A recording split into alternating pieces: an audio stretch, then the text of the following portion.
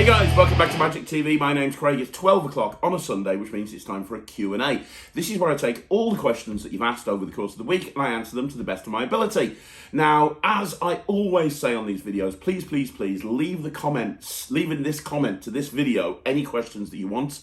There are hundreds of comments on this channel. I can't always find them. I do try, but I can't always find them if they're posted somewhere else. So if you definitely want your question answered, leave it in the comments to this video and I will answer them on the following week's video. No problem. If I miss a question, I'm very sorry. Just ask it again. There are some amazing questions this week and we live and die on this video by how good the questions are. So thanks to every single person that's asked a question. I'm going to get right into it. So let's start off with this week's questions. Okay, so the first question is from Cheyenne Yu Cheng. How you doing? Hope you're well. Hi, Craig. I know a magic creator who signed a contract with a magic company to produce his creation. However, the company did not produce the trick and did not respond to any of his messages to give the release rights back to him. He's also not being paid by the company too. It feels like he has no way to publish the trick with other companies as he's bound by the contract. Any advice on what steps he can take as he hopes his creation can be published someday? It's a very interesting question. The thing, to be honest, a very, very interesting situation here. To be honest, there are some magic dealers that will buy the rights to a trick and then hold off for a while before producing it. I know, for example, Peter Nardi at Alakazam Magic, when he brought out, I think it was the Jameson wallet, he bought the rights to that like years before he actually bought it out. And sometimes if he sees a trick that he really likes, but it doesn't really fit with his production schedule at the time, he'll buy the rights to that trick knowing that he's not going to bring it out for a couple of years. Now, what Pete does, though, is when he buys the rights to something and somebody signs the contract, he'll pay you out. He'll buy you out for that trick straight away. So it's not uncommon for a company to buy the rights to a trick and not release it straight away. I've been talking about Angelo Carbone trick, which is the best trick that I have ever seen that's going to be released at some point through Murphy's Magic. I know that was finished years ago, or not years ago, but at least a year ago, but it's not come out yet for various different reasons. Different magic producers might have different reasons why a product might be suitable for a particular time, not suitable for another time. You know, there's a lot of different reasons. I know for a fact, Murphy's, for example, their busiest time, their most popular month is January, which surprised me when I heard that because I thought it would have been December because obviously the Christmas rush. But it's actually January because so many people get bought gift vouchers or get given money at Christmas. In January, that's when they're using the money. So different companies will have different busy months that they want to maybe release something at that particular month, if that makes sense. So what I'm trying to tell you is it's not uncommon for a company to buy a trick and then not release it straight away. Having said that, it's a massive red flag to me if he's not being paid and this company are not replying to his emails or his messages or anything at all. What I would do is I would send a letter.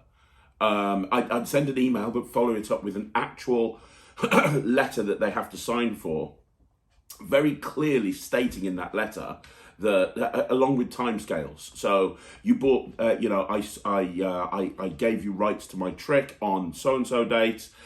It's now so-and-so date. Nothing has happened. I've tried to communicate with you many times, and that's, you haven't actually replied to any of my emails or any of my phone calls. I also haven't received any remuneration for this product in any way, shape, or form. And I'm going to give you 2 weeks to either pay me for my product in full as per the agreement, or give me a time scale of, and give me a time scale of when this product is going to be pushed to market, or I will assume that you are no longer interested in the product. The contract will be null and void because I have not received any payment from you. And that's the thing. How can a contract be valid? I'm sure the contract had payment terms in there. And if you hadn't been paid, well, that contract is null and void. And I'm not a legal expert, but this is my opinion. This is the way that I would do things. You haven't paid me. This contract's null and void. I will assume that you're no longer interested in the product, and I'll go elsewhere. I await your reply. And I would have somebody who's like a legal, you don't need to go to a solicitor or a lawyer, but go somebody who's very good at, like I've got friends, I've got a lawyer, but I don't need to go to a lawyer for this. I've got friends that are kind of legal professionals that would look over a letter like this and put a bit of jargon in to make it sound even better than I could write it, and then send it to the company. But as I say, letter, very important, because then you'll get a notification of when they have received it, so you'll know that they've received it. And then hopefully that will jog them into actually doing something. And if not, my attitude is go elsewhere and go to a different company and say, look, this is the situation. This is where we're at with this. I went to this company, I signed a contract with them, but they haven't paid me at all in any way, shape or form. And they haven't even been returning my calls. I don't know what the situation is.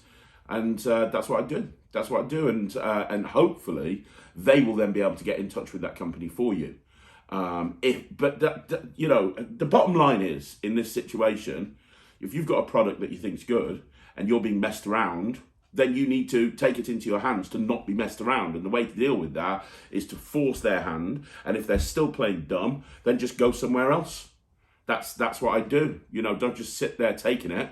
Go out there and make it happen. That's the advice that I give you. If I was in that situation, that's what I do. Okay, so the next question is by the Fess. Hey man, how you doing?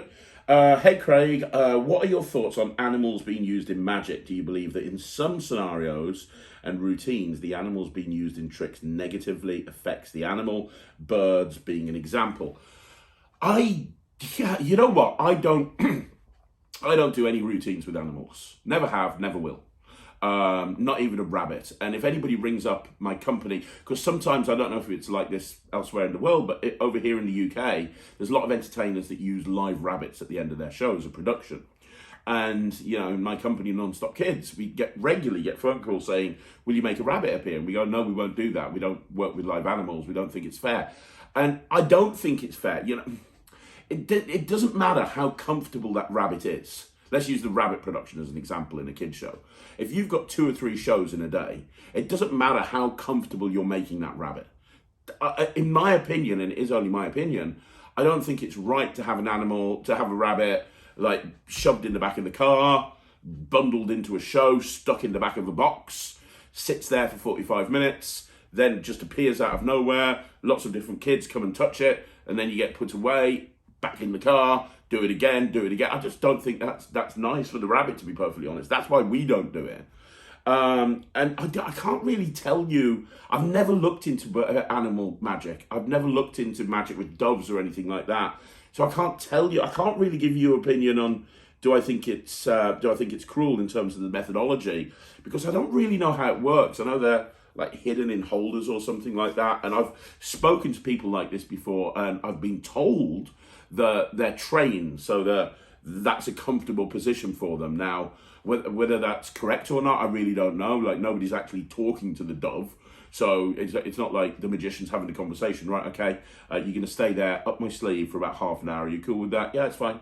Yeah, not a problem at all. Are you sure you're not going to be in pain? No, it's fine. I'll just sit here and chill and just be alone with my thoughts. Okay, right. Okay, cool. No one's having that conversation with the bird, right? So how do we ultimately know? I'm not too sure. What I will tell you is that there are dove performers who I know, for example, Oliver Tabor, who I interviewed on this channel recently, who is super ethical.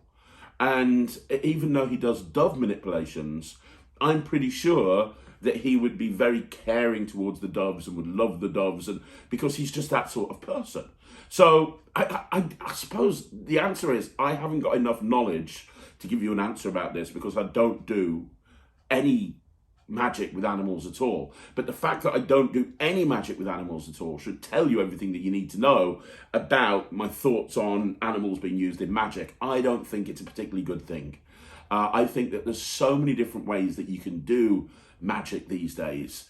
I don't think you need to use animals. I think there's so many different ways and you can do anything. There's so many different opportunities open to you. Why would you bother doing magic with animals? I'm never going to do it.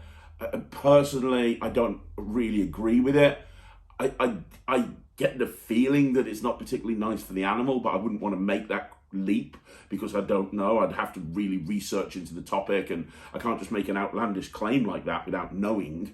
And as I say, I do know a lot of performers who work with doves and so on and so forth that I know are very caring and compassionate. So I suppose the answer is I don't have enough information, but I wouldn't do it personally in my act at all. Even if I was the greatest dove manipulator in the world, even if I had a gig offered to me going, okay, I'm going to give you a year to learn how to do dove manipulation and then you're going to get your own TV show or something ridiculous like that, I still wouldn't do it. So, that's kind of answers your question really, I think. Okay, so the next question is by Ben Jones, and Ben says, how have you managed to go so long performing all over the country just using public transport? Will you ever take your test? Assuming housing location helps, living in Devon, transport is almost non-existent. You know what? It's just something that I've never really kind of been bothered about. When I was at school, all of my friends were dying to take their test, and oh my God. And I think there's a few different reasons, without going too Freudian on you, there's a few different reasons. My dad, before he passed away, he was very authoritarian, should we say, very old school kind of father. He was in the RAF, and then after that he was in the police for 30 years, and then after that he ran a driving test centre. He was the person in charge of all of the driving tests, and so when I was like 14, 15, he would take me out on a car park. And I used to hate it because he was screaming at me all the time, wanting me to get it perfect, and it used to really annoy the hell out of me. And I think that probably put me off it. And then I did take lessons when I was about 17, and I had a bit of a serious accident. I ended up upside down in a ditch with the driving examiner, which kind of really put me off it. But, I don't know. It's just, so those are probably a couple of reasons. But it's just something that's never really been important to me, which I know sounds ridiculous. And in terms of how do I get all around the country? Well, easy, really is the answer. So first of all, Sarah loves driving and is also a bit of a control freak. And even and she'd be honest here, if she was here, she'd tell you this, even if I passed my test tomorrow, I probably wouldn't be allowed to drive the car if she was in it, because she would want to be doing all of the driving. That's just the way it is. And so when it comes to personal stuff, Sarah drives, she likes driving, totally not an issue there. When it comes to the work stuff, when it comes to gigs, first of all, I'm in a really great area. So I live in sort of Cheslin Hay area, which for the people that don't know is literally just off junction 11 of the M6. I'm 5 minutes away from a train station, which is 20 minutes to Birmingham. From Birmingham, I can get anywhere. Yesterday, I was in London. I got to London in an hour and a half. The day before, I was in Loughborough. I got to Loughborough in an hour. I'm in Manchester tomorrow. I'm getting to Manchester in about 50 minutes to an hour. The train service around here is amazing. I can get to Cardiff in 2 hours. I can get pretty much anywhere on the train very, very easily. And I really like trains.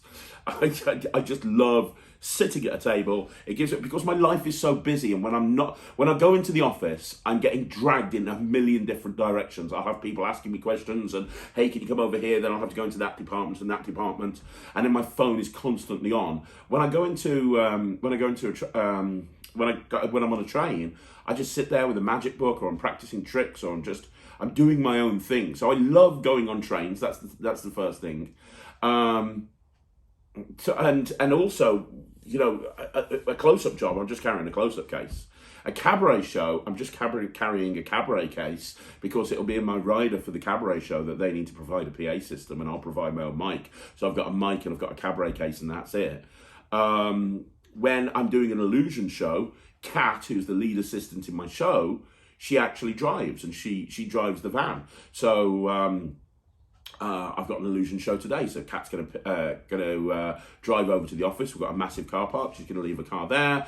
We're going to grab the van, load it up with whatever we need, and go off to the gig. And then afterwards, she drops me back off home, drops the van off, grabs her car, and goes. So when it's an illusion show, which I do an awful lot of, it's totally not an issue. That's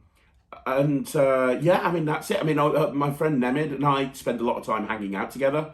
We really do. So if I'm on a shoot, for example, like I'm doing a shoot with Dee Christopher in Ipswich, I'm like, hey, Nem, do you want to hang out for the day? Because we're always creating magic together anyway.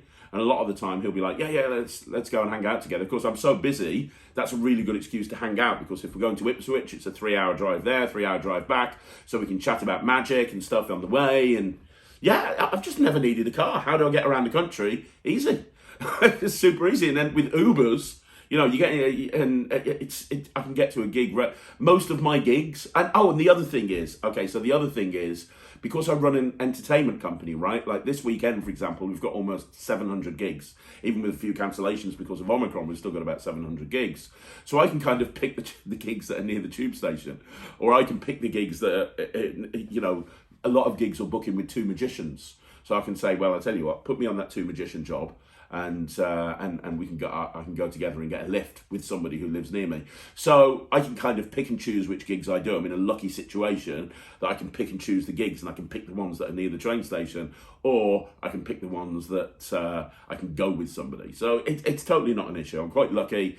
Will I ever drive? Probably not. I'm 46 next year. I don't need to. I'm perfectly happy not driving. I don't need to drive. So hopefully that answers your question, Ben. Okay, so the next question is from Trevor Sampson. What's your thoughts on Blackpool? Do you think it will happen with the restrictions that are being brought in now? Think it's going to have an effect on no UK dealers and visitors for me? It should be a scaled down version, which I like the idea of because there's plenty of people I'd like to see lecture, one being Gary Jones. I can cancel my B&B, but I have to wait 4 weeks before I lose my money. Asked on the Blackpool Magic Facebook page if it's all doom and gloom. I said I'd not go through as masks, and I was accused of being stupid and selfish. I'm not against masks. It's just with my asthma I struggle. Okay, so what do I think about what's going to happen with Blackpool? I think it's going to go ahead. I really do. Yeah, there's been restrictions brought in place at the moment because of Omicron. I'm filming this on the Thursday. Boris made an announcement yesterday night saying that masks are now going to be mandatory in more public places, and they're doing a work from home thing. But they haven't said that they're stopping Christmas parties, and I'm going to make this very short because people outside of the UK are probably not interested in this question. They haven't said that to cancel Christmas parties. Yes, there have been some cancellations. We've experienced some cancellations. I know that there's other magicians that have experienced cancellations, but not that many. We've still got hundreds of gigs going on all over the place. I think we've got like 25 today. So it's not all doom and gloom. And the bottom line is they're still saying that events can go ahead. They're still saying, up to thousands and thousands. It's not like they're bringing social distancing in. It's not like they've brought rule of 6 in again. It's not like we've gone back to where we were last Christmas. They've just said, hey, you've got to wear masks, and you've got to... you've got to work from home if possible. And I think what they're trying to do is slow the spread of this Omicron thing. Now, this is not the platform for me to give my views on how the government have handled this situation. That is not something I'm going to get into because I know a lot of people are going, I can imagine this comment section turning into World War III. I'm not here to debate that. This is a channel about magic. It's not a channel about, are the government corrupt or anything. I'm not going to get into that. I do think that hopefully, no, I don't think hopefully, I think that Blackpool will go ahead. I think that the worst thing that could possibly happen is that you'll have to wear masks. And if you have to wear masks, you have to wear masks. I went to a gig yesterday. If you look on my Instagram page, you'll see it. I was at a gig in central London, and they made me wear a mask all day for 2 hours. 2 hours close at Magic, had to wear a mask. No problem. It's an inconvenience, but that's fine. And if you've got a serious medical reason as to why you can't wear a mask, like you seem to have, Trevor, then you don't have to wear a mask. That's absolutely not a problem. But in terms of will I think Blackpool will go ahead? Yes, I do think it will go ahead. I really do. I'm hoping that it's a bit disappointing because obviously we thought that we're out of it, and now it feels like a step backwards. And I posted on Facebook an annoyed thing the other day because I was annoyed at the announcement, and it is frustrating and it does lead to cancellations. Having said that, I don't think that they're going to go back into a full lockdown. I don't think they're going to go back into where we were before with social distancing and stuff. I just don't think the government want to deal with that furlough scheme again anymore. I think that we're going to be pushing forward. I think that sooner or later, somebody up there is going to have to realise that this is something that we're going to have to live with. And we can't keep imposing restrictions every winter and we just have to live with it. And hopefully people will get the message. But in terms of Blackpool, I don't think it's going to get any worse than this. I think that hopefully this will be the worst it is, and then over the course of the next few weeks it'll improve. So yeah, I think it'll be absolutely fine. I think worst case scenario we'll have to wear masks, but who knows? We'll have to wait and see. Okay, so the next question is Magic Stevens, and Magic says, I've been performing magic on and off for years, but what do you do if you get to a table who said they want to see magic, but are so boring, unengaging, and the people you did before them were great? Good atmosphere, love the magic, great reactions, but this table are just boring. Okay, so Magic's talking about a table hopping situation or a corporate event style situation or a wedding where you're going from table to table, you've done a few tables that are absolutely amazing, and then you go to this table that are just boring.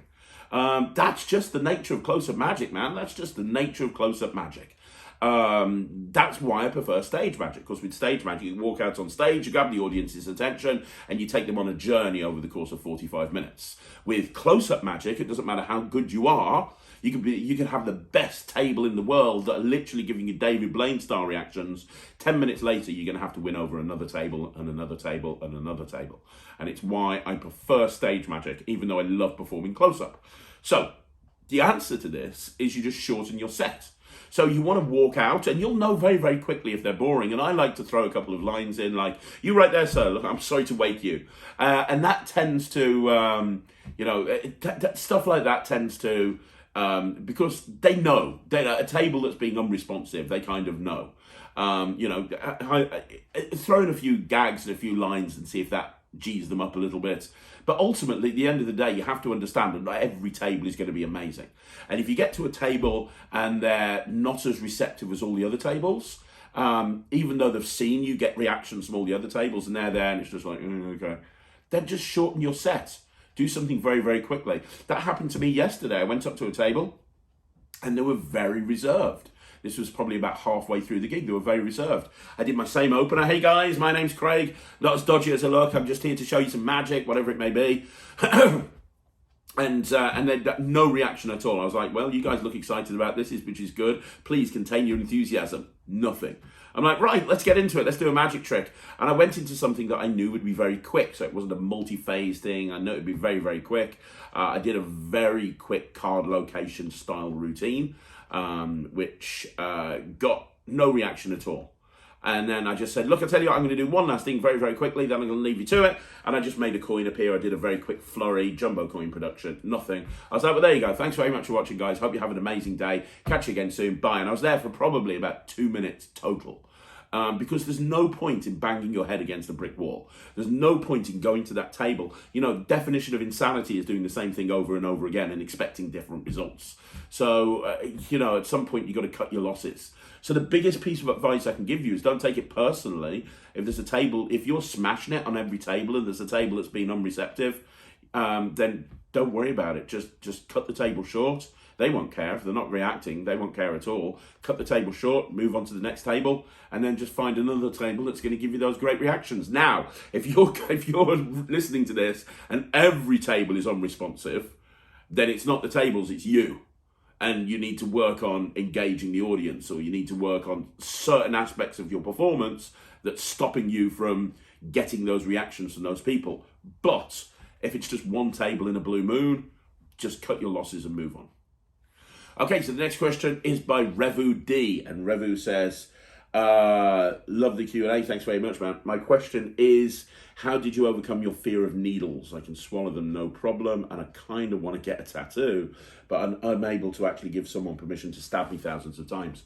You know what? That's a very good question, because I was scared to death of needles. Like, absolutely scared to death. I'll tell you how bad it was. Me and Sarah went on holiday many, many years ago to Vegas. We've been a few times, but this was the first time we went to Vegas together as a couple.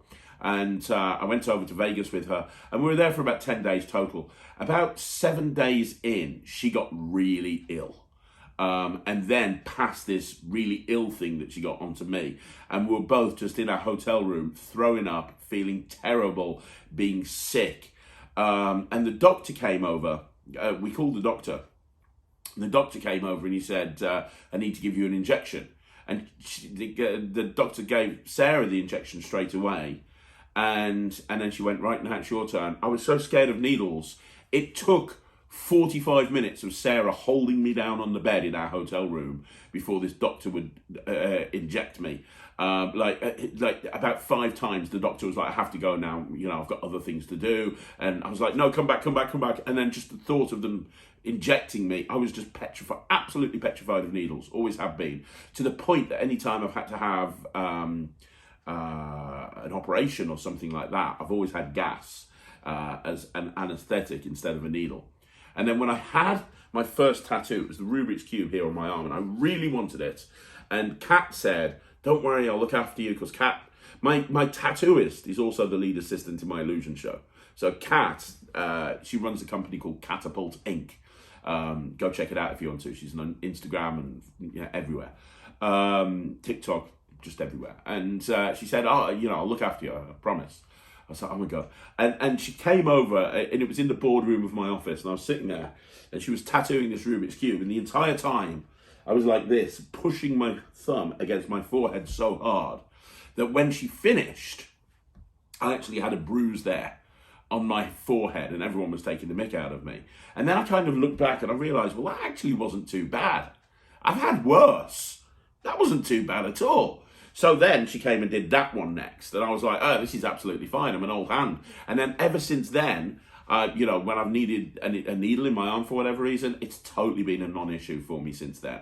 So I suppose that's a long-winded way of saying, you just got to face that fear, man. You just got to face that fear. I was scared of needles. If you want something bad enough, then you have to face that fear. It's not. I'm talking from experience. It's not as bad as you're making it out to be. The reason you're scared of them is because you're painting a worst case scenario in your head. You're kind of thinking, oh my God, this is going to hurt. It's so worse than it actually is. When you actually realize what it's like, it's not that bad at all. It's not that bad at all. Genuinely not that bad at all. So I suppose the best piece of advice for you is, if you want it bad enough, just do it. Overcome that fear, face that fear, and that's the best thing that you can do. Okay, so the next question is from Sure Beast. I think it is Sure Beast. I think that's the thing. Hi Craig, how you doing? I'm very well, thanks, man. I have a question. Do you use the pop-up move with coins? Do you have good sources with routines that use the pop-up move? I use the pop-up move, yes. And the main routine I use it for is Gary Jones's pop-up coins across. He's got this pop-up routine with the coins across, which is incredible. If you go check out the interview I did with him, I did an interview with Gary Jones on Talk Magic. It was one of the very first interviews I did. He actually performed that routine on that interview. It's absolutely incredible.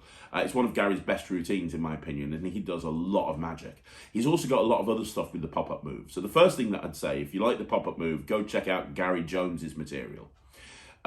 Second of all, the other thing that you want to check out is Jay Sankey's Revolutionary Coin Magic 2, because Jay has some stuff on the pop-up move as well. But only in the second one, not in the first one. So those are the two sources that I'm aware of. Do I use it? Yes, I use it for Gary's routine. There is one other thing I use it for as well that I've been doing for years. I can't remember if this was original with me. I've been doing it so long, I can't even remember if I came up with it myself or I read it in a book. And I haven't got what I need here, so I've just grabbed an Akito box. Very, very quickly. I've grabbed an Akito box here, really old one. It's a little disgusting one. I grabbed an Akito box and a couple of coins. So for those people that don't know, the whole idea of the pop-up move is that you put a coin into your hand, you show another coin, you put that one into your hand, you can then reach into your pocket and take out another coin and put that one into your hand, reach into your pocket, take out another coin, put that one in your hand. That's what the pop-up move is. It's a way of popping up the coin that's in your hand and simultaneously palming the one in this hand. And as I say, depending on the routine that you're doing, you can do coins across, coins through table. Well, the way that I do it is when there's lots of kids at a gig. So a lot of the time this is at weddings, because one of the things that I do in my kids show that works really well is Miser's Dream. Miser's Dream, absolutely. Kids love Miser's Dream. It's a killer, right? So I do a close-up version of Miser's Dream. And the whole idea is I have a final load in my left hand. And that is normally my AirPods. Of course, I keep my AirPods in my left-hand pocket. So I have my AirPods in palm. So when I want to do this routine, what I do is I reach into both pockets and I classic palm 2 coins in this hand, and I bring my AirPods out in this hand. And I go into my Miser's Dream presentation. I can't be bothered to show you what the Miser's Dream presentation is, but I produce a coin out the air. Now, to a kid, and also adults, I say this is for kids. I do it a lot for kids, but any adults that are watching this will absolutely love this as well. But I produce a coin, and I put it here, and this thing that I've got in my hand doesn't stop the pop-up move from taking place. So I can have that final load in my hand, and I can still do the pop-up move. So I make a coin appear, and then I make another coin appear. Now, a lot of the time, when I'm doing this, the hook line will be, hey, has anyone seen those fancy AirPods? I really want AirPods. I really, really do. But they're really expensive, aren't they? I was wondering if you guys would help me. I thought we could make some money appear by magic, and then maybe I could get some AirPods. Would that be okay? So I now do the pop-up move. And as I say, this final load doesn't stop that from happening. And instead of reaching into the pocket, I'm just constantly producing them from the air. So it looks like I'm just producing loads of coins as I'm talking to the kids. And I'm just constantly putting them in my hand. So I'm producing loads of coins, and I'll do the typical Miser's Dream stuff. So I'll produce it from behind people's ears. I'll get them to reach in their own ear and pass me a coin. And as I do, I push it to the fingertips. And you just want to keep doing the pop-up move. The only thing you don't want to do is have two coins on display at the whole time at the same time. So just keep doing the pop-up move, producing coins. You can go as many times as you want to. You can do fancy productions if you want to. So if you do a JW grip or whatever it is, you can do so many fancy productions, and this can last an awful long time.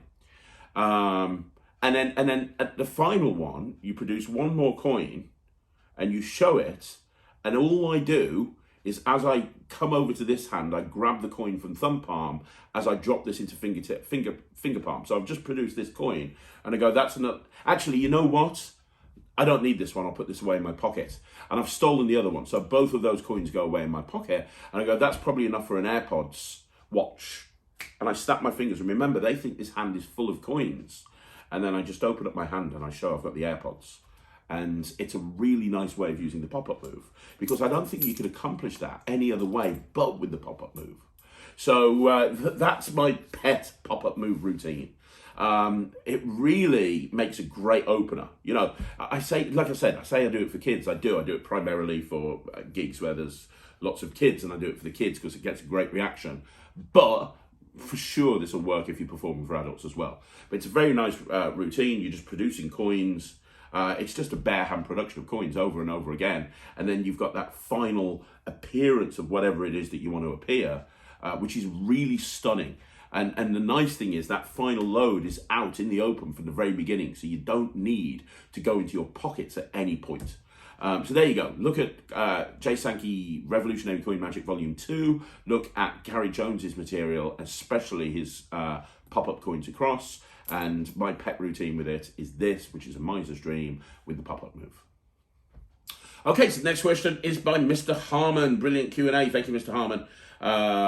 Here's the question. Really love the Eclipse ESP deck. It's amazing, isn't it? Along with the tutorial video routines, is there any other resources, tricks you can recommend using the Eclipse deck for? Yes, I can give you a couple. So, Alakazam bought out a set of ESP cards. The aged ESP cards. That's what they're called, aged ESP cards. And it comes with a tutorial with a whole stack load of routines with ESP cards that I've never seen before, which are really cool. Really, really cool. Very, very different to stuff that you'd normally see. And it comes with a set of aged ESP cards that look really old. And they're really nice. Obviously, they don't have the marking system that the Eclipse does, but the routines in there are really gold. So if you're wanting different routines that work with the ESP set, that is something that I'd go for. Also, there's a one ahead. There's an ESP matchup routine that's a one ahead thing that Nemid Phoenix showed me a little while ago, and I asked him where he learned that from, and he said he did it years ago. And bought it from International Magic, and when he was in London the other week, he rebought it because he'd lost the originals, and he rebought this one ahead ESP thing. If Nemid's watching this, can you just comment down below in the comments and let me know what it's called or something? That'd be great. But he showed me that, and that was really cool. That was really good. So there's that. Also on Alakazam, there's a free trick, and I can't remember what the name of the free trick is, but there's a trick that Peter Nardi does with ESP cards, and it uses that James Brown style switch that he uses in the Cards Across, and it just uses 2 sets of ESP cards. It's absolutely killer. And Alakazam, you can get it from Alakazam for free. It'll put it in the cart for free for you. And Andy Diamond, there's a quote on there, said it's one of the best ESP tricks you'll ever see. Can't remember the name of it. I'll put it in the. I'll try and put it in the description down below. But again, that's on. If you ring up Alakazam or send an email to Alakazam or search for free products on the Alakazam site, it is completely free. You just literally can have it as a download. There's that, so that's really good. And I've got something coming out soon, next week, I believe, actually. And I'll talk about this a little bit later on. But that uses a whole bunch of concepts that you can apply to ESP cards as well. So look out for that. I mean, there's lots of other resources. There's lots and lots and lots of other resources, but I can't recommend something that I haven't seen. Out of the stuff that I've seen that I can remember right now, that's the stuff that's really good. So the next question is by Nick Penny, and Nick says, "Hey Craig, happy holidays, same to you, buddy. I've got a question. How do you research originality? Spend a fortune on magic? I've been in magic for 25 years, but there are many tricks I don't know. A magic company would have a larger database than any single magician, I would assume. So is it just submitting the trick the best way to confirm originality? What are your thoughts?" Well, that's a great question, Nick. And yes, if you submit a trick to a dealer or a magic producer, a lot of the time they'll know if it's been done before, and they'll come back to you and say, yeah, this is a great idea. However, it's been done by this person, blah, blah, blah, blah, blah. However, if you're continually submitting tricks to a producer and they're having to come back to you constantly going, well, this has been done before, this has been done before, that's going to be a massive red warning flag to that producer. They're going to think, well, you know, maybe this is somebody we shouldn't work with, because they're always submitting tricks that aren't actually their own trick. So there is an element of research that you need to do into it yourself. And there's a few different ways of doing this. There are databases online that you can use, and some of them are free, some of them you have to pay for. Conjurer, for example, where you can actually research a trick. So you can kind of put a plot in or a particular move and see everything that everybody's done with it beforehand.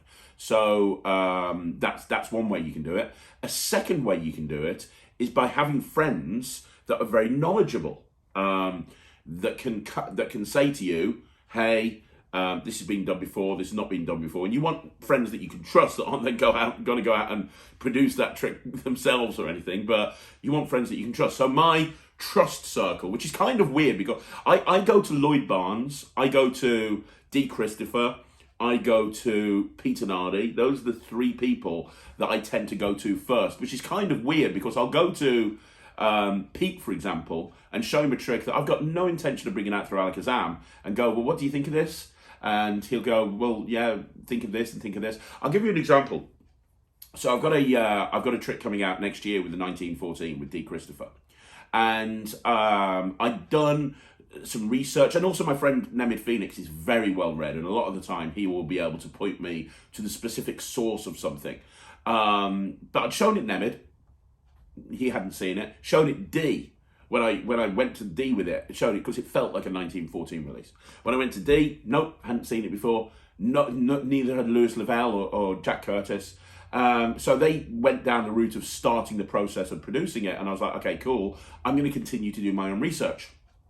And I showed it Lloyd, and Lloyd was like, oh, that's really cool. However, it's a little similar to this. I don't know though, because I haven't seen this, but I know it uses the same prop. And I was like, okay, right, let me check that out. And I couldn't find it anymore. And I looked at the reviews online, and it didn't look like it was the same. So then I went to Peter Nardi, and Peter Nardi said, well, no, that's totally different. You're absolutely fine. But I think it might be a little similar to something that's in the Colin Cloud books. The DVDs for Colin McLeod that Alakazam brought out. I was like, oh, right, do you want to check that? So he got Andy to check that, and Andy called me back and said, no, completely different thing. It's absolutely fine. I went through a whole bunch of processes amongst my circle in order to make sure that this was original, because I don't want to get caught with my pants around my ankles. I go above and beyond to make sure that everything is copacetic. So, for example, when we brought out Visible, there was actually meant to be another trick on there that we'd filmed, shot, and done a tutorial for. But when we were doing the crediting afterwards, and when we were checking everything out, it turned out that a particular trick that I put on Visible was done before by Chris Rawlins. And so we showed the project to Chris Rawlins, and Chris was like, yeah, that particular routine's a bit similar to one that I do. And me and Dee were both like, no problem, we'll pull that off the project. That's absolutely fine. Thanks for letting us know. And it's about just going above and beyond. You can't just create a trick, send it to a producer and just go, right, that's it, and let them sort it out. Because their knowledge base is going to be big, but it's your responsibility to make sure that the trick that you're producing is original to you. Else you're going to end up with another situation like Red. Now, you can't always check everything. Sometimes things are going to fall through the cracks, no matter how hard you try. But if you show it to lots of different people, there's a very good chance that the combined knowledge of those people will at least point you in the right direction, and you should follow every lead up. Like I say, Lloyd said to me about this, and that probably took 2 days of a time, contacting various different people to confirm that that was actually original to me. So that's the sort of thing, you get it? And then somebody might say to you, for example, somebody might say, hey, that's very similar to this person's trick. So I've got another trick coming out at some point next year.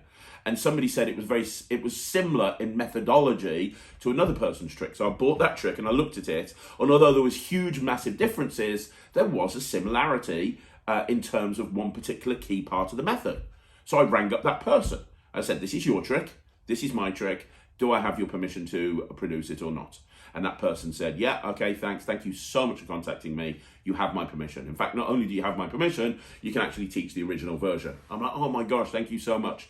So a lot of the time, and Woody Aragon did that. So when I was putting my Stebbins project together, I came up with something, and I watched and read all of Woody's stuff, obviously, but there was a particular routine, and it was pretty much identical to something Woody did, which I'm not surprised, because he's created about 100 different routines with the Stebbins deck. So I contacted Woody and I said, hey Woody, there's this particular routine. It's very similar to your routine. In fact, it's pretty much identical. I'd really like to include it in the project because it's the big finale to my act. However, if you want me to pull it, I'll pull it. I'm only going to include it with your permission. And Woody said, you know what? I'll give you permission to include it. Woody, you're amazing. Thank you. So it's about doing the right thing, if that kind of makes sense. And this has come from a sense of maturity and me being in the industry long enough to know that you never want to be in a situation where you're ripping somebody's trick off intentionally or unintentionally, because last time that happened, I ended up leaving the magic community for 8 years. So that's a long way to answer your question. But in answer to your question, you just got to put the research in, man. You just got to reach out to people. Several times in the past, I've reached out to Mike Close because I put a Triumph style routine in Invisible again. I put a Triumph style routine in, and my friend Roman Armstrong said to me, Hanky, you do know that's very similar to Steve Bedwell's routine. And I looked at it and I was like, oh my gosh, this is very, very similar. And I'd seen his routine years before, but I'd forgotten about it. So I contacted Steve, and Steve said, look, you got my permission. You can include it in the project. And anyone who's seen Visible will see at the beginning, I say, thanks very much to Steve Bedwell for allowing me to include this. But then Chris Rawlins came to me and said, hey, also, I think you need to check out Mike Close, because I think Mike Close had something similar with the concept. And so then I contacted Mike Close, and I got on a video call with Mike Close. I explained the situation to him, and he said, no, that was actually a David Ben trick that was put in Apocalypse, and it was a different method because of this. You just need to put a credit at the beginning and you'll be fine. So again, if you look at Visible, at the Triumph routine, there's a screenshot at the beginning saying thanks to Mike Close and David Ben. So it's just about ticking all the boxes. I'm probably too anal on this at the moment because I don't want to be doing another Red. I really don't. I'm trying so hard to credit check everything. And sometimes you just have to throw the project away. There was something that I've spent 6 months working on. I got it almost perfect. And I realized somebody else had created it. Chuck it in the bin, back to the drawing board. Lloyd Barnes has got something coming out soon, which is incredible. Incredible. And I'd been working on that for a couple of months, and Lloyd said to me, hey, look at this. I was like, man, you beat me to it. Just, it happens. It happens. Just move on. Just keep creating. Don't give up. Okay, now my favorite YouTuber, Tyler Lunsford, is back with another question. By the way, I will tell you the same thing that I say every time Tyler asks a question. Go and sub Tyler's channel. He is one of the nicest, hardest working YouTubers in Magic. Him and Michael O'Brien. I mean, there's amazing people that are YouTubers, and I love all of them, but him and Michael O'Brien are my two go-to channels. I love them both. Hey Craig, Tyler says, I've heard some people say that Magic is slowly dying. Really? Is that Jabrizi? Do you think that's true? And do you think this has a significant impact on the magic retailing business? Where do you see the magic retailing industry in 10 years? Thanks for all your support and you do for this community. You know what? Magic is not dead, Tyler. You know, people like Jabrizi will go out there and go, magic's dead. And I actually sat down and listened to his whole thing because I wanted to give him the benefit of the doubt. And I realized that listening to that whole thing, that Jabrizi is absolutely full of it. Magic is not dead. Magic is not dead. Who just won America's Got Talent? Oh, it was a magician, wasn't it? And that was won by public vote, right? And that's only a few years after Shin Lim won.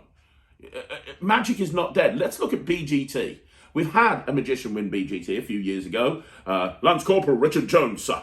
However, on the last BGT final, there were 50% magicians. There were more magicians in the final than anything else combined. And all of those magicians were there through the public vote. It was the public vote that put them into the final, not the judges. So what does that tell you? The reason I'm bringing up BGT and AGT is because if I said, well, magic competitions are very popular, that's within the magic community. But BGT and AGT, they're programs that are shown worldwide. And magic is dominating both of those programs in one way or another. If magic was dead and people had no interest in magic at all, you wouldn't have a winner of America's Got Talent that's a magician. You wouldn't have so many people in the final of Britain's Got Talent that are magicians. The reason that situation is taking place is because magic is not dead. If magic was dead, we wouldn't have so many gigs. I mean, you've got how many professional magicians in the UK? How many professional magicians in America? They're all making a living going out and doing magic. I could have turned, the 11th of December, Saturday the 11th of December, I could have booked out 100 times over and then some. Why are so many people wanting magic? Not just close-up magic, but stage shows. I'm out doing my stage show almost every single night this month.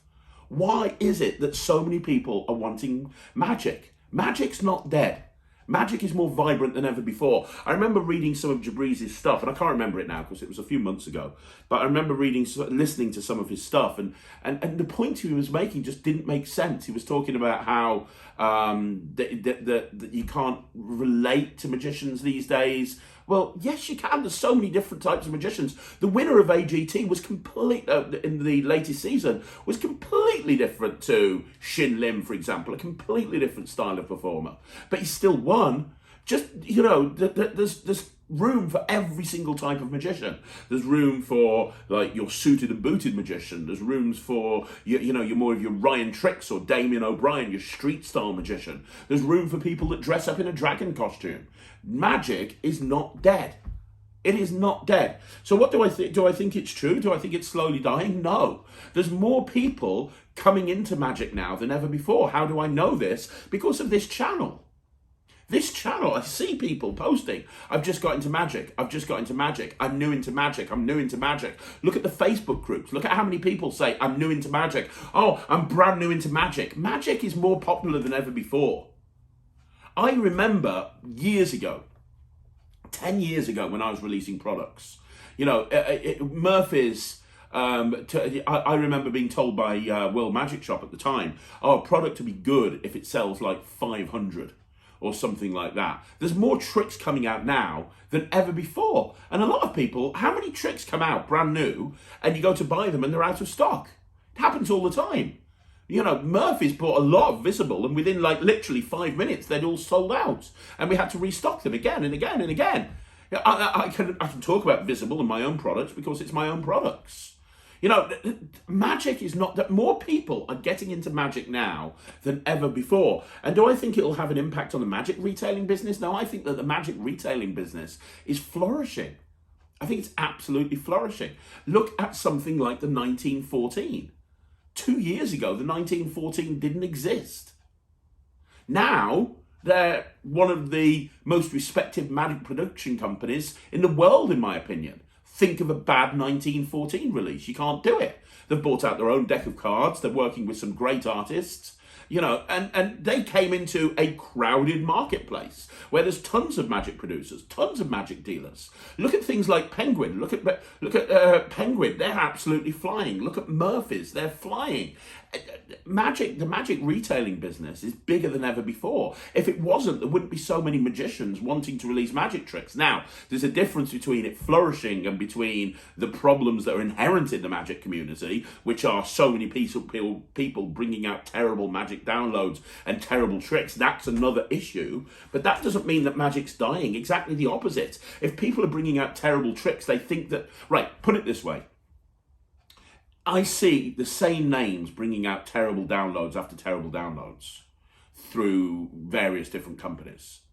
If they weren't making any money, they wouldn't continue to release downloads. They're obviously making money. People are obviously buying their stuff. And that's the people at the very, very bottom of the spectrum that nobody knows that are bringing out little downloads. Those aren't the people that are like bringing out high profile tricks. Look at, the NPAD. I talked very openly about how much I hate the NPAD on Wednesday's review show, and snapped it in half and broke it and threw it to the other side of the room and ran and put it in the bin. But the bottom line is, I've had so many people contact me saying, "Oh, I wish I'd seen your review before I bought it. I bought that trick, it's terrible. I bought that trick, it's terrible." They've sold a load of them at $200. So do I think it's having an impact on the magic retailing business? I think that yes, I think that more people are buying magic now than ever before. I really do. And where do I see the magic retailing industry go in 10 years? I just continue to see it flourishing, because the thing is, magic, when people get into magic, they become obsessed with it, and you want to buy everything. You want to buy everything. And as long as new people are getting into magic, and as long as we're encouraging new people to get into magic, I think it's always going to flourish. I think as long as we adapt and we grow, which we are doing, and as long as we continue to improve and strive to be original, and we constantly are just... I talked about this with Lloyd on the podcast on Wednesday. And we talked about how magic clubs are a problem and how that's one of the big issues that's stopping people from getting into magic. And it's true. It really is. That is a big issue in my opinion. However, to answer your question, it's a long-winded way of saying it, man. But no, I don't think magic's dead at all. I set up a YouTube channel 1.5 years ago, and it's where it is right now. And all I do is I target magicians. I'm not targeting laymen that like magic. I'm not like doing tutorials or anything like that. The content I put out is specifically just for magicians, and we're regularly adding 500 subscribers a month to this channel. More some months. So, there's obviously a lot of people out there that want to listen to what I've got to say, and that's because they're magicians or they've got an interest in magic. Magic's not going anywhere. It's going to be... I remember having these conversations with people 10 years ago. 10 years ago, people were like, "Oh, it's not the same. Oh, 50 years ago, it was so much better." And it's always going to be the same. It's always going to be the same. Magic's not going anywhere. The retailing business is bigger than ever before. We survived COVID. Look at all of the big magic companies. You would have thought that they wouldn't survive COVID. But more people are buying magic than ever before through the pandemic. So I know many different magic shops flourished. Hell, we talk about 1914 being set up in the last 2 years. They opened in the middle of the pandemic and have got to the point that they are right now, in the middle of a global pandemic where everybody's out of work. Well, if they manage to do that, imagine what they'll do in 5-6 years' time when everything's flourishing again, which it will. So yeah, magic's good. It's not going anywhere. Okay, the next question isn't really a question. It's a thank you for 2 different reasons. Number one, thank you for all of the kind comments about the podcast that I'm doing with Lloyd. I really appreciate it. You guys are absolutely amazing. Like, seriously, thank you for following the podcast and just following everything I do. Thank you so much. And also, thank you for all of your comments about Netrix. You have helped me make the decision. Netrix will be launching in January. I'm going to have time with my family over Christmas. So Netrix will launch in January. Over December, I'm just going to relax. It will be ready, and we'll come up with a launch date in December. We'll come up with a launch date in January, but all of your advice has been taken on board, and I agree. Let's just push it back a month and launch it in January. Thank you very much for your support and kindness and guidance, and helping me make a really important decision. And thank you for everything that you do and all of the stuff that I put out, and you following me. I really appreciate it. Okay, so the next question is Sean McNulty Magician, and he says, I've just received some American coins with an expanded shell. What are your best routines you would offer with an expanded shell? The number one best routine with an expanded shell is David Roth's shell coins across and any variation thereof. It is absolutely brilliant. Number two, Jeff Latter's adaptation of David Roth's shell coins across. That's really good. Also, the 3-coin trick by Jeff Latter is absolutely amazing. Again, that uses 2 coins and a shell, and it's incredible. Also, check out anything by Troy Huser. I'm sure he brought out a DVD years ago called Shell Shocked. But he's got some amazing work with the shell and with the flipper. Troy Huser is great. If you can get his books, Destroyers and Moments, you should absolutely get them. There's some incredible material in those books. I am going to be doing a Hows and Whys on the shell coin at some point in the future, so you want to look out for that. And there's a load of stuff on Netrix to do with shells as well, because I'm a big advocate of shells and I use them an awful lot. But the number one routine, if you don't do anything else with the shell and you do one thing and one thing only, do David Roth's coins across with a shell. You can get it from Expert Coin Magic by David Roth, or the New York coin guys that brought out 18 volumes of DVDs on coin magic. I'm pretty sure there was a volume on coins across. I think volume 1 was coins across. It'll probably be in there. And there was also a volume on shell coins as well. So you want to check out all of those and look out for the Hows and Whys on Netrix, because I will be spending a lot more time talking about the shell in the future. Okay, so Tom Marquette is the next up, and Tom says, best magic show you have seen. Well, there's actually 3 questions here. Best magic show you have seen, best single trick, and is there a trick you still have no idea how it was done? Let's take those one at a time. So the best magic show I have ever seen was probably Hans Clock. I went to see Hans Clock live in London a few years ago. Hans Clock was amazing. No, I lie. The best one is Penn and Teller. I've seen Penn and Teller a few times. I'm a huge fan of Penn and Teller. Penn and Teller on my wedding night. We got married in Vegas, and on our wedding night, Penn and Teller was our entertainment, and it was absolutely brilliant. I love Penn and Teller. They are so good. I'd say Penn and Teller, but if you're in the UK and you want to see a really good show, go and check out Hijinks, because Hijinks are amazing. Nobody talks about Hijinks, and you really should, because Michael Jordan and Hijinks, the Hijinks show, is one of the best shows I've ever seen. I love Hijinks, and I go and see them whenever I can. If you've seen Hijinks, let me know in the comments down below. Best single trick was your next question. Best single trick would have to be... best single trick. I don't know. Oh my gosh. I want to say it's going to be really arrogant, but my favorite trick of all time, I think, is Keymaster. I absolutely love Keymaster because I can just carry it around with me the whole time, and the stuff that I've put together with the new Keymaster. The other day, I went to a gig and all I had was a pack of cards and the Keymaster set. And I could do like a 20-minute set with Keymaster, and I had a pack of cards and a Sharpie, and that was it. I'll talk about minimalistic. So it's really egotistical, and I'm really sorry about that, but I'd say Keymaster. If I'm talking about stage magic, I'd have to say my favorite trick is the Suit Jacket Escape by Anthony Linden. I did an interview with Anthony recently. Go check it out on Talk Magic. It's brilliant. That Suit Jacket Escape has literally taken me around the world and back. I love the Suit Jacket Escape. And what was the other one? Have I seen a trick that I still have no idea how it's done? Some of the big illusions, some of the big, huge, massive stage illusions, I have no idea how they're done. Even though I do illusions, some of the stage illusions I look at and I'm like, I understand illusionist principles. Like, obviously, I do an illusion act. I've got a warehouse full of illusions. I get it. But sometimes there's illusions and I'm just looking at it and I'm just like, I've got no idea how that's done. Like when I see a box and there's like a girl in there and all of a sudden 7 or 8 girls come walking out the box. I'm like, where did they come from? The other thing, I know how it's done, but I want to say it's one of my favorite tricks, is Penn and Teller, or specifically Teller's Fish Tank Miser's Dream. I love it. I remember seeing it live, and it's my favourite trick to watch. If you don't know what it is, Teller puts a glass bowl onto somebody's lap. He has a fish tank nearby. There's no fish in it. He takes water. He's turning them into coins in this glass bowl that the spectator's holding, which is incredible. And he finishes off by dropping the coins into the fish tank, and just fish appear absolutely everywhere. It's beautiful. It's wonderful. It's an amazing moment of magic. I love Teller's fish tank routine. So there you go, guys. That's another Q&A in the bag. I want to say thank you very much for checking out this Q&A once again. Thank you very much for supporting the channel. I really, really appreciate it.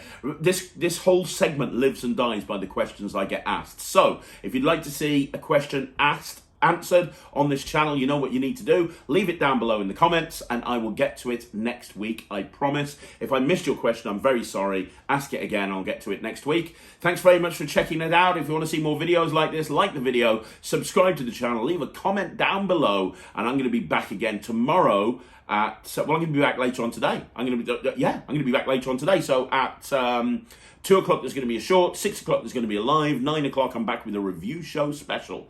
And this time I've got a review show special on Safe by Chris Congreve, and I do an interview with Chris as well. And then next week on Monday I'm going to be here with a 5x5 at 9 o'clock, a short at 2 o'clock, and 6 o'clock a live. Thanks very much. I'll see you again soon. My name's Craig from Magic TV.